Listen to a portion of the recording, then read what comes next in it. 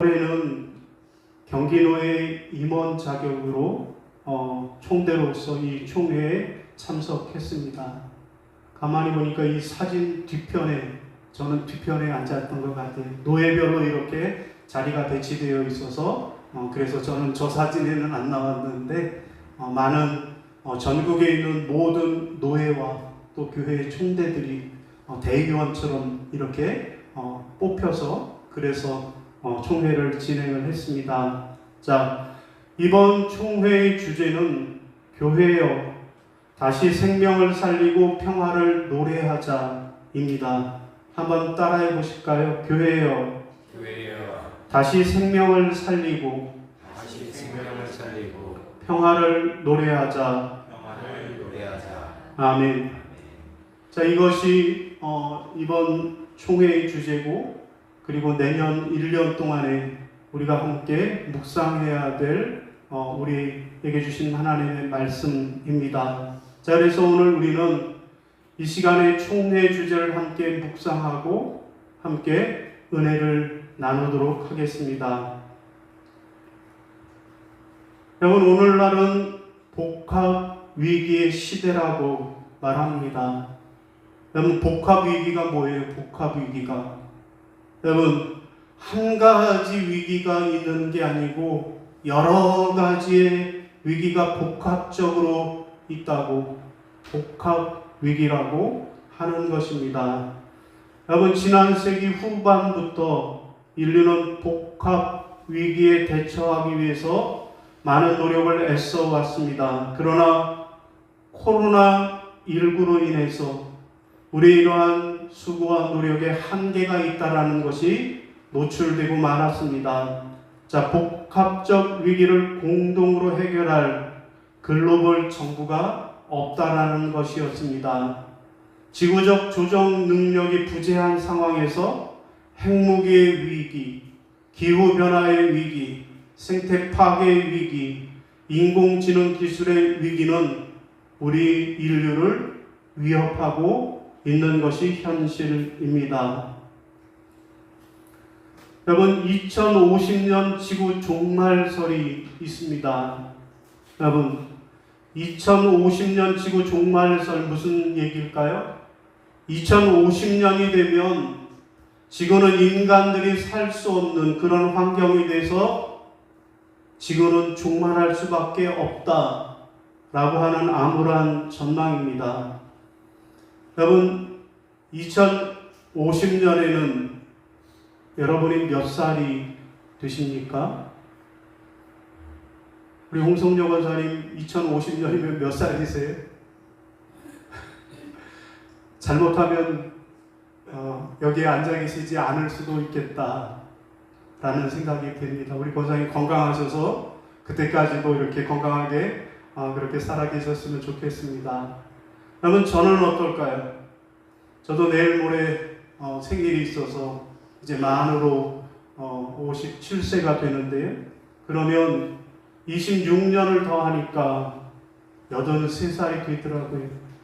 여러분, 그 정도 살면 80 넘게 살았으면 그래도 하나님의 은혜로 건강하게 살았다면 그것도 복이겠다.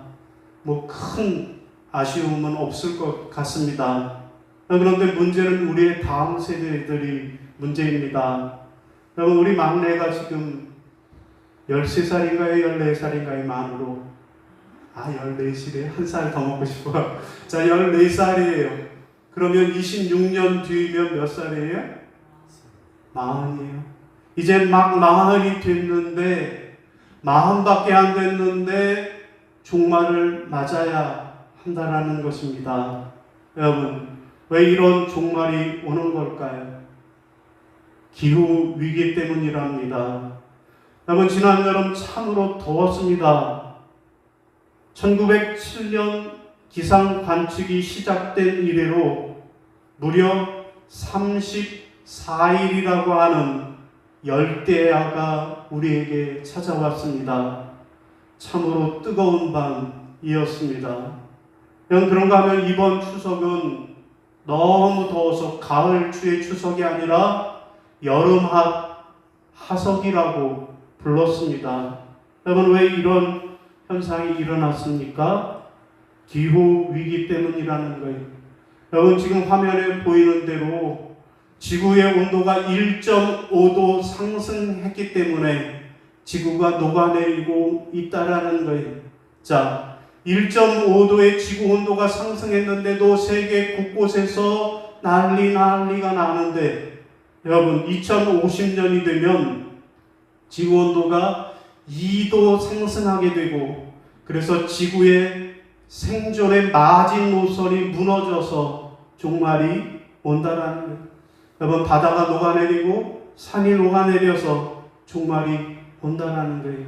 여러분, 이렇게 기후 위기뿐만 아니라 거기에다가 경제 위기가 찾아오고 정치 위기가 찾아오는 등 복합적 위기 때문에 우리가 사는 지구는 종말을 맞을 수밖에 없다라는 거예요. 여러분, 그러면 이런 복합적 위기 시대에 우리는 어떻게 해야 할까요? 자, 오늘 본문 말씀은 무슨 말씀입니까?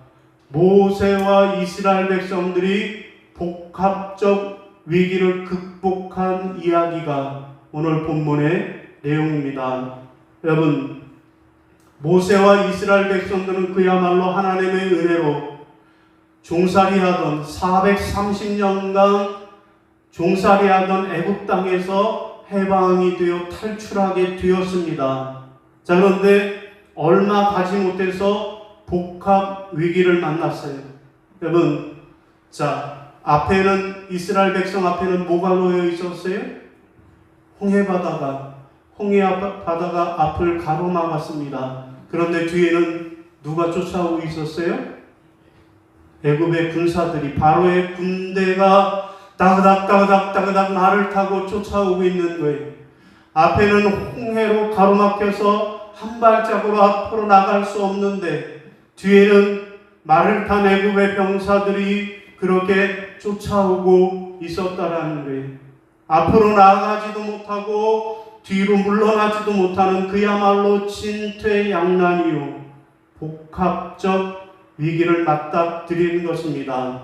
자, 이런 복합적 위기를 만났을 때 그때 이스라엘 백성들이 어떻게 했습니까? 그들은 오늘 본문에 보니까 애굽에 내장지가 없어서 당신이 우리를 이끌어내서 우리를 이 광야에서 죽게 하느냐, 우리를 내버려 두라, 우리가 애굽 사람을 섬길 것이라고 하지 아니하더냐라고 모든 이스라엘 백성들이 모세를 원망하고 하나님을 원망하기 시작했습니다. 자, 그때 모세는 어떻게 했습니까? 모세는 대답하기를, 너희는 두려워하지 말고 가만히 서서 여호와께서 오늘 너희를 위하여 행하시는 구원을 보라. 여호와께서 너희를 위하여 싸우시리니 너희는 가만히 있을지니라. 아멘. 이 말로 이스라엘 백성들을 위로하고 그들을 설득하고, 그 이후에 이스라엘 백성들은 우리가 잘 아는 대로 저 홍해바다를 마치 마른 땅처럼 건너므로 복합적 위기를 극복해 내었다라고 오늘 본문은 우리에게 말씀하고 있습니다. 여러분, 오늘 우리는 그러면 우리 앞에 맞닥뜨린 이 복합 위기를 어떻게 극복할 수 있을까요? 우리 앞에 있는 이 복합적 위기를 극복하려면 오늘 우리는 어떻게 해야 할까요? 그러면 첫 번째로는 생명을 살려야만 하겠습니다. 따라하시겠습니다. 생명을 살려야 합니다. 생명을 살려야 합니다. 자, 요한복음 16장 33절 시작. 세상에서는 너희가 환난을 당하나 담대하라. 내가 세상을 이기었노라. 아멘. 여러분, 우리가 맞닥뜨린 이 복합적 위기를 우리가 극복하려면 생명을 살리는 일에 애쓰고 힘써야만 하겠다라는 말씀입니다. 여러분, 우리 인생은 생명에서 죽음으로 이르는 여정입니다. 여러분, 우리는 응애하고 갓난아기로 이 땅에 생명을 갖고 태어나지만 나이가 들고 병들게 되고 여러 가지 사고로 인하여서 우리는 죽음으로 끝을 맺는 것이 우리 인간의 인생입니다. 여러분, 그러나 하나님의 여정은 그렇지 않습니다. 하나님의 여정은 죽음에서 생명으로 나아가는 여정입니다. 부활의 역사는 죽음과 무덤의 권세로부터 시작해서 그 후에 생명이 오는 것입니다. 생명이 승리를 거두고 죽음을 삼켜버렸습니다. 이 모든 것이 부활절 아침에 예수 그리스도를 통해서 나타난 일입니다. 자, 부활하신 그리스도께서는 과거에 행하셨던 모든 것 속에서, 그리고 오늘 그가 온 세상을 위해 발휘하신 권능 속에 여전히 살아계십니다. 여러분, 정확히 이것은 예수 그리스도는 어제나 오늘이나 영원토록 동일하시니라 라고 하는 히브리서 13장 8절의 말씀의 의미입니다. 그렇습니다. 예수는 죽음의 권세를 깨뜨리고 부활하셔서 생명의 주가 되셨습니다.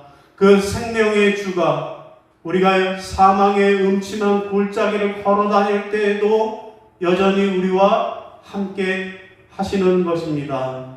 여러분, 그러므로 죽음의 위협 앞에서 우리가 해야 할 가장 중요한 일은 무엇일까요? 우리가 맞닥뜨리는 이 복합적 위기 앞에서 우리가 해야 할 일은 무엇일까요? 그것은 생명의 주 예수 그리스도가 우리와 함께 계심을 믿고 또 고백하는 것입니다. 여러분, 이 믿음 안에서 우리는 고통당하는 세상을 위해서 여러 가지 일들을 할 수 있습니다. 하지만 우리의 힘만으로는 그것을 극복할 수 없습니다. 자, 인간은 본래 하나님께 순종하였던 존재였지만 하나님의 은혜에 반하는 죄를 짓고 혼돈의 세력에 가담했기 때문입니다. 그래서 인간의 어떤 행동으로만 저 죽어가는 생태계를 원상태로 회복시킬 수는 없습니다. 자, 그러면 이런 복합적 위기 속에서 오늘 우리가 해야 할 일은 무엇일까요? 그것은 예수 그리스도께서 세상을 이기셨으며 그리고 지금도 살아계셔서 이 세상을 다스리신다라고 믿음으로 선포하고 고백하고 행동함으로 예수님과 함께 생명을 살리는 일에 힘쓰고 애써야만 할 것입니다.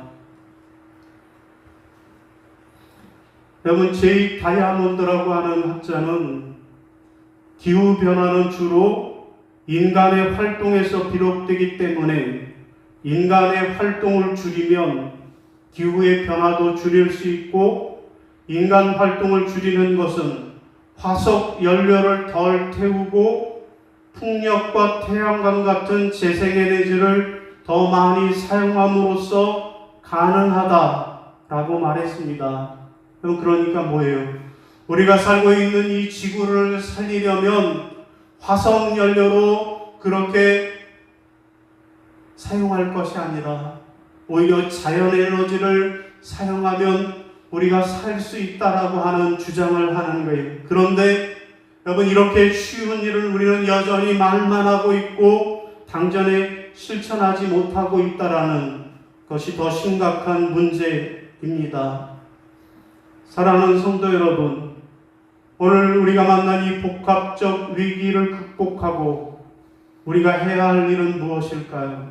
우리가 해야 할 일은 예수 그리스도께서 이 세상을 이기셨으며 그가 다시 살아나셨고 지금도 이 세상을 다스리고 계신다라는 것을 믿고 말과 행동으로 생명을 살리는 일에 애쓰고 힘쓰는 저와 여러분이 다 되시기를 주님의 이름으로 부탁을 드립니다. 자, 두 번째로 우리가 복합적 위기를 극복하려면 어떻게 해야 할까요? 두 번째로는 평화를 노래해야 하겠습니다. 따라하시겠습니다. 평화를 노래해야 합니다. 평화를 노래해야 합니다. 자, 로마서 12장 16절 시작. 서로 마음을 같이하며 높은 데 마음을 두지 말고 도리어 낮은 죄 처하며 스스로 지혜 있는 채 하지 말라. 아멘. 여러분, 무슨 말씀일까요? 우리가 복합적 위기를 극복하려면 두 번째로는 평화의 노래를 불러야 한다 라는 말씀입니다. 여러분 아시는 대로 한국 교회가 코로나19를 겪으면서 두 가지 측면에서 큰 위기를 맞았습니다. 첫째는 뭘까요? 큰 폭의 교인 수가 감소했다라는 거예요. 거의 교단마다 그 교인의 수가 절반 가까이로 줄어들고 말았다라는, 교인의 수가 너무 많이 줄었다라는 위기이고요. 또 하나는 교회의 신뢰도가 하락했다라는 것입니다. 세상이 교회를 믿지 않는다라는 거예요. 교회 사람들 믿을 수 없어 라고 이야기한다라는 거예요. 여러분, 그러나 다행히 주변의 세상은 코로나 이전으로 다시 회복하고 다시 활력을 빠르게 되찾아가고 있는데 교회는 아직도 그 위상이 여전만 하지 못하고 회복되지 못하고 있습니다. 자, 이 두 가지는 맞물려 있다라는, 교회 수가 감소하는 것, 교회 신뢰가 하락하는 것, 두 가지가 맞물려서 그렇게 작용하고 있다라는 것입니다. 자, 교회가 사회적으로 경제적인 약자들을 더 사랑하고 낮은 데 처하는 것을 즐거워하지 않는다면, 그렇다면 주변 세계로부터 신뢰를 다시 얻기는 힘들다라는 거예요. 그러면 교회가 회복되고 교인 수가 회복되는 일도 어려워진다라는 것입니다. 여러분, 그러므로 한국 교회는 사회적 약자, 경제적 약자들을 더 사랑하고 아픔과 상처가 있는 곳을 찾아가서 그들에게 주님의 평화의 노래를 불러야만 한다라는 것입니다. 여러분, 우리가 날마다 읽고 묵상하는 이 복음, 이 기독교 복음의 핵심이 무엇입니까? 여러분, 기독교 복음의 핵심은 예수 그리스도의 죽음과 고난 그리고 부활을 통해서 인간의 모든 죄가 사함을 받고 구원을 받게 되었다라는 것이 기독교 복음의 핵심입니다. 여러분, 그래서 죄인된 인간이 거룩한 하나님과 다시 화해하게 되었다라는 거예요. 예수님이 십자가에 달려 죽으심으로 우리의 죄가 사함받고 우리가 구원받아서 하나님과 화해하게 되었다라는 것이 기독교 복음의 핵심입니다. 자, 화해 사건은 교회가 선포하는 복음의 핵심입니다. 왜냐하면 이 화해 사건에서 그리스도 안에 계시된 하나님이 누구십니까? 예수님. 그분이 우리 인간을 위해서 무엇을 하셨는지 가장 분명하게 나타내고 있기 때문입니다. 자, 그러면 오늘 한국의 교회와 성도들이 해야 할 일은 무엇입니까? 한국 교회와 성도들은 누구입니까? 평화의 왕이 되시는 예수 그리스도를 따라가는 사람들입니다. 여러분, 그러므로 평화의 왕 예수 그리스도께서 이 세상에 평화의 복음을 주셨다면 오늘 우리도 세상을 향해 예수 그리스도의 평화의 노래를 부르는 자들이 되어야만 할 것입니다. 여러분, 우리가 지금 느끼고 우리가 지금 체험하는 이 평화는 불안한 평화입니다. 여러분, 한반도는 전쟁이 끝난 상태가 아니고 여전히 전쟁 중에 잠깐 휴전하고 있는, 종전하지 못하고 휴전하고 있는 불안한 평화입니다.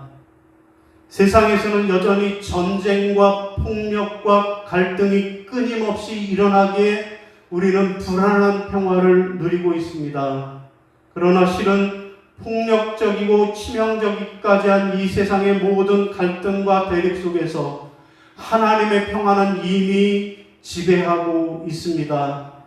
그리스도 안에서 만물은 이미 화해되었습니다. 자, 이 화해 현실을 인식하는 자들은 원수까지도 화해된 자로 여기며 그들 가운데에서 불화를 해소하고 그들과 함께 더불어가는 정의로운 공동체를 만들기 위해 노력해야만 하는 것입니다. 여러분, 어떻게 그리스도의 평화의 불을 우리가 이 세상에 확산시킬 수 있을까요? 화평케 하는 자는 복이 있다라고 하는 이 평화의 노래를 불러야만 하겠습니다.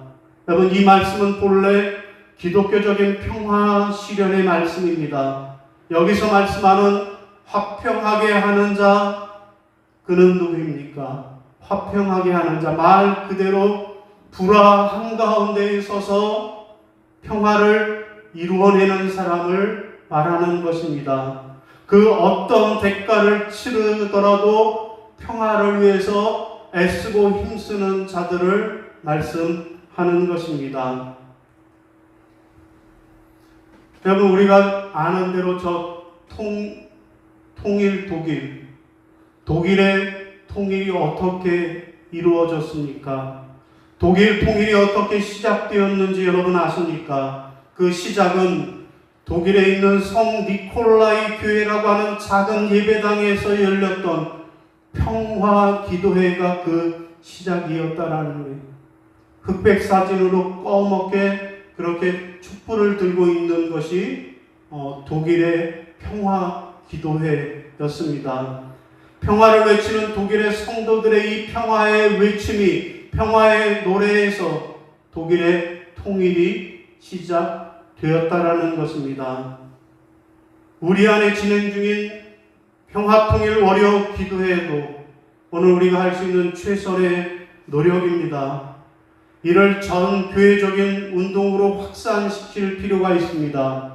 이와 함께 우리 안에서 일어나기 시작한 북에 두고 온 재산 포기 선언 운동, 북한의 학교를 세우고 북한의 병원을 건립하는 일 등은 우리가 정치적 여건과 상관없이 무관하게 지속해야 할 일이라는 것입니다.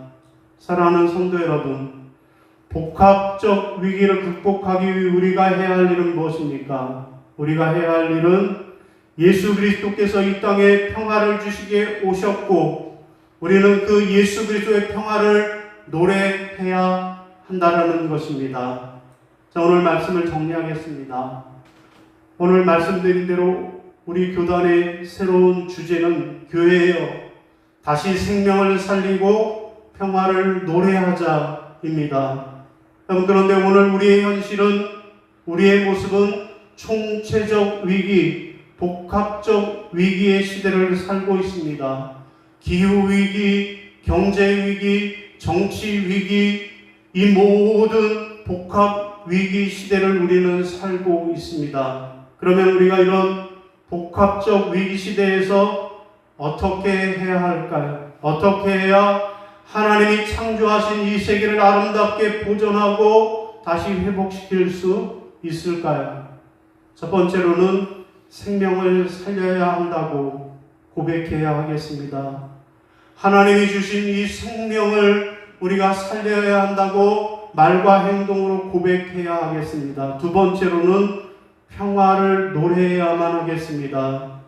예수 그리스도의 평화를 노래하며 살아야 하겠습니다. 바라기는 저와 여러분 모두가 이 땅, 이 세계의 회복을 위해서 다시 생명을 살리고 평화를 노래하는 일에 앞장서는 그런 저와 여러분이 다 되시기를 주님의 이름으로 축원합니다.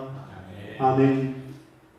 자리에서 일어나셔서 결단 찬송으로 주는 평화 함께 부르시겠습니다.